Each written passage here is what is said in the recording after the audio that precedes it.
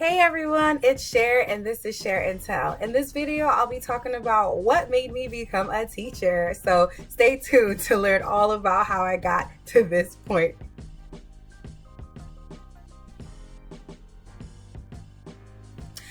So I want to go all the way back to high school.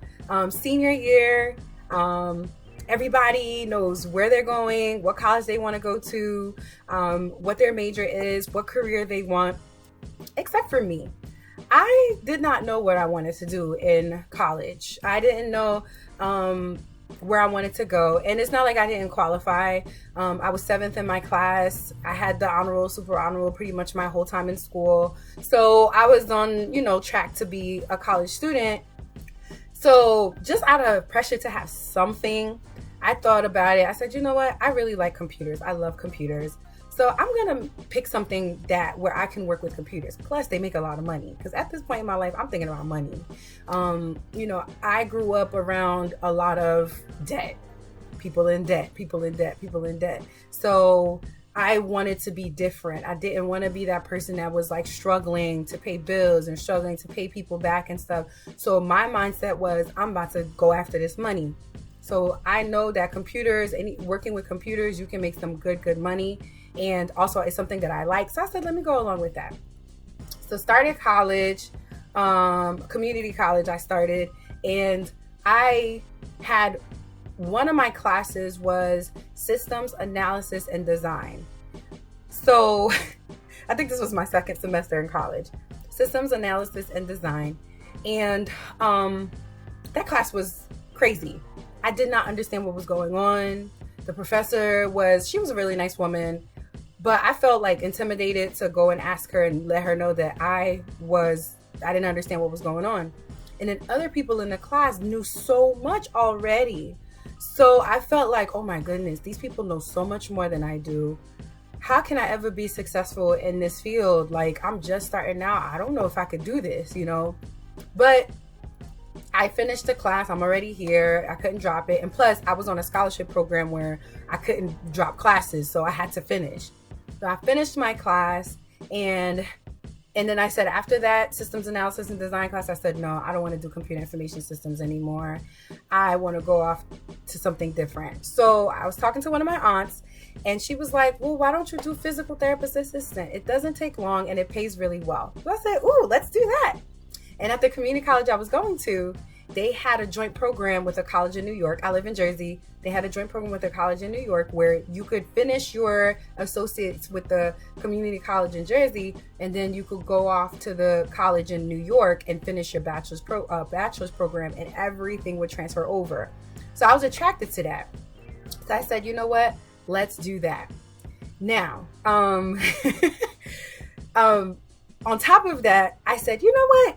I think I want to add nursing to that. So now I'm trying to do PTA, physical therapist assistant, and nursing at the same time. That was not smart because both are very demanding, okay? So I decided after some time, I said, I'm dropping nursing. This is too much. Plus I was working too on top of this. I had a job. I believe I was working full-time at this time, or at least part-time. And I said, I can't do this. So I just stuck to the PTA.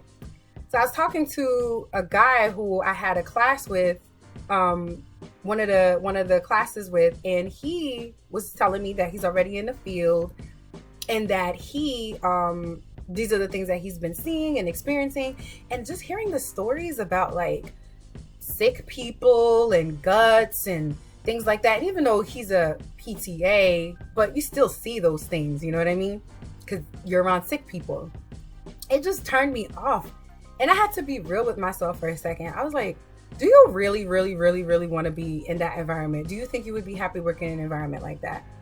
And I had to say no, because I don't like bodily fluids. Just gross me out. Like anything coming out of the human body except for tears gross me out. So I had to be real with myself and say, you're not trying to be working in the medical field. Don't even lie to yourself like that. So just thinking about it. I just was so stressed out. I was like, I don't know what to do. I'm taking all these classes. I'm all over the place. I don't know which way I'm going. So I decided, you know what? Let me take a semester off and see if I could figure this whole thing out. And then, I'll continue again the following semester. So this was now spring semester. And January rolls around, winter break is over. And my dad, one day, he just noticed I was in my room and he was like, "You're not going to school?" And I was like, "Oh yeah, I'm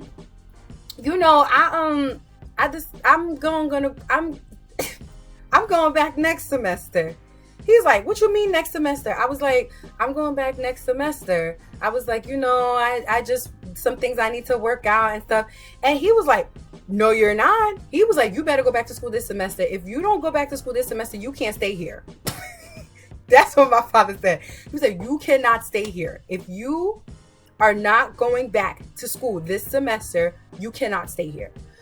So I'm like, oh my gosh. But I said, "Daddy, the semester's already started. Like, how am I going to get classes?" Right? He's like, "You better go and figure it out." So I went to school, and then now, I can't register myself anymore because the semester's already started. I can't just log in and pick my classes anymore. So I actually have to talk to people to get them to override stuff and put me in and everything. So I go talk to a counselor, and I said to her, I was like, so she's looking at my courses. She was like, "Girl, what were you trying to do?" I said, "I don't know. I'm trying to figure out." She said, "Well, we got to figure out a way to get you out of here." I said, "I need to be out of here this semester." I made up my mind. I said, "I got to get out of here this semester. I don't want to be here another semester." And so she's like, "Okay."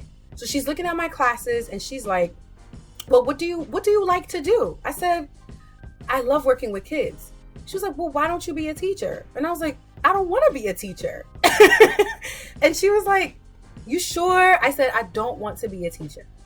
So she's looking at my stuff and she's like, "Okay, we could get you out of here with a liberal arts degree. If you want to really leave this semester, we could get you out of here with a liberal arts degree." So I said, "Okay, let's do it." So she made my schedule, had my classes, and that's the exact semester. Those are the exact classes that I needed to finish an associate's in liberal arts, and I was going to be out of there. Perfect. So I ended up talking to somebody else that day, and I said, "I don't know what I want to do." He was like, "Well, why don't you do what?" I said, "I love working with kids." He said, "Well, why don't you become a teacher?" I said, "I don't want to be a teacher." He was like, "If you like kids, why not?" He's like, "Take that course. It's called Intro to Education. Take the course. Take it. You'll get it. You'll just see if this is something you really want to do." At this time, my schedule was full. I'm like, "I ain't taking no Intro to Education course." I'm like, no, thank you. But deep down inside, guys, the real reason why I didn't want to be a teacher was because I was thinking about the money. I was like, teachers don't make a lot of money. Like, that's all I've heard all my life, even from my own teachers. So I knew that I didn't want to be a teacher because, again, at this point, I'm looking at the money. So now it's my final semester. I'm about to finish this school. I'm about to finish schooling. And I had an epiphany. I said, "You know what? If I'm going to be, I love working with kids, but teachers are broke. So, you know what? I'm going to open up my own daycare center." I think that that's the way that I could still work with kids like I like. I still get to work with kids, but then also I'll get to control what money I make and everything like that. So I ended up buying a book, How to Run Your Own Successful Daycare Center. And I made up my mind. I said, all right, I'm about to get out of school with this liberal arts degree. And what I'm going to do is I'm going to transfer to a university, get my bachelor's in early childhood education, because I want that background, I want the education, and I want the experience so that when I come out of school, I could open up my daycare center and be confident. Because I'm so young. I'm like, who's going to take me seriously? I mean, who's going to take me seriously opening up a daycare center? I need some experience. I need some, behind the scenes things to get things, to get this daycare successful. Now I go to college, I go to my university, and I go and register. It's now registration. And I was talking to one of the people. She was an older lady. I found out that she was a retired teacher, actually.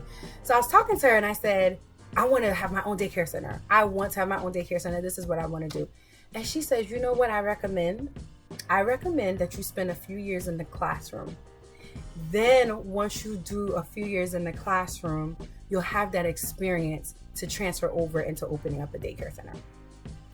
So I thought about what she said. I said, you know what? That makes sense. So I said, all right, let's do that. Let me do the classroom thing. And mind you, at this point, I had never thought about being a classroom teacher. That was just not my thing. Did not want to be a classroom teacher. So I go and I become a classroom. So I go through the program, and I get to my last semester, which is my student teaching, which is you have to be in the school 5 days a week with the actual classroom teacher, who's also known as your cooperating teacher. And y'all, I hated it. I said, oh my God, what the heck did I get myself into? Because every student teacher, when you first start out, you have a la land of teaching. You just think about how the kids, they love you. You smile all the time. You draw pictures and you do kumbaya and ring around the rosy. But you don't know the reality until you're in the classroom. So when I got into my last semester, I said, oh my goodness, I don't know what I got myself into. This is ridiculous. But I was like, it's too late. I made it this far. I'm not about to change my major again. So I decided I'm going to finish up, but I'm not going to become a teacher because this is ridiculous. Like, I was stressed out. I wasn't sleeping well. I was getting sick. It was too much. It was too much for me. Too many demands. So finished the semester, graduated college, and now I'm trying to figure out what in the world am I going to do with a whole bachelor's in early childhood education, and I don't want to be a teacher. And then also I don't have the experience to go ahead and open up a daycare center as a 20-something-year-old. So I had a lot going on with my mind at the time. So finally, I was on Twitter, and I just was like, what in the world am I going to do with an early childhood education degree that's not teaching? And somebody responded to me and she was like, why don't you be a nanny? And I was like, really? She said, yeah, I went to college and I'm actually making more money as a nanny now than what I went to school for. So I looked into it. It took me a while, but I finally landed a nanny job and it was cool. I actually liked being a nanny.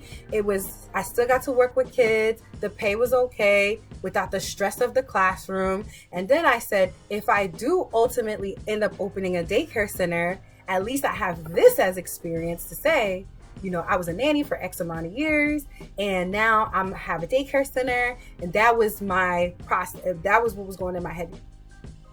Now that I'm a nanny, a year and some change in, I start to feel like, man, I'm using all my, I'm like, I went to school, I went through all of that, and this is where I am. And then I started to feel like I have so many things to offer, but this job was not giving me the chance to really, really showcase what I'm made of, you know? Then I started feeling like, you know, I need benefits. I need health insurance. I need all those things. I got to start thinking about these things, you know? And then, you know, as I'm getting older, my responsibilities are increasing. But ultimately, my mother's health started to decline. So that was another reason why I said, you know what, I think I'm going to go into teaching because I don't know what her situation is going to be a year or 2 years from now. And I need a job that I feel more stable with, a job that I know, you know, I have benefits, I have that leave time, I have all those things that I can take advantage of so that she can be best taken care of. So eventually I just took the plunge. It was hard for me to make that decision, but you know, I left the family I was with, did a little subbing, and just put my applications and resumes out there, and I got a call and I started teaching my first year, 2017. So I mean, it was a lot. I mean, there's so much more to this story. I was trying so hard not to be too long, but this is how I ended up here. And I'm happy that I did it because I went through the certification process. I was certified. I did all my tests. I got through the certification. I finished the program. I did everything I was supposed to do, but my license was just sitting there collecting dust because I was afraid. I was afraid of the work, the fight that I was going to have to put up to do this job. And so because I was afraid, I kept myself back from, you know, reaching my full potential. And now that I am in teaching, it's not an easy job. It's the hardest job I've ever had, actually. But I'm so happy that I went for it because I went for it. I feel like I'm a much better person now. Am I gonna be here forever? But for now, it's doing okay for me. And I don't know what else to mention in this video, but if you have any questions about how I got to this point, or if there's something I left out that you're interested in, just let me know. Of course, I can't pack everything into this video, so actually longer than I wanted it to be, but that's how I got here. So if you made it to the end of this video, I appreciate you so much for watching. Of course, I'll always appreciate a like, a comment, and a subscription. And yes, I will see you in the next video. Alrighty, take care. Bye.